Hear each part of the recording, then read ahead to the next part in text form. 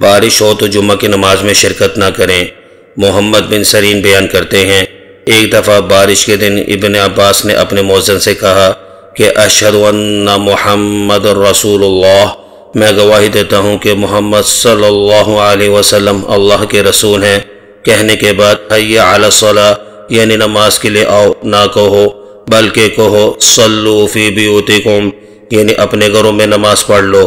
لیکن لوگوں نے اسے ناپسند کیا تو ابن عباس رضی اللہ عنہ نے کہا کہ یہ اس شخص نے کیا جو مجھ سے بہت بہتر تھا، یعنی رسول اللہ صلی اللہ علیہ وسلم۔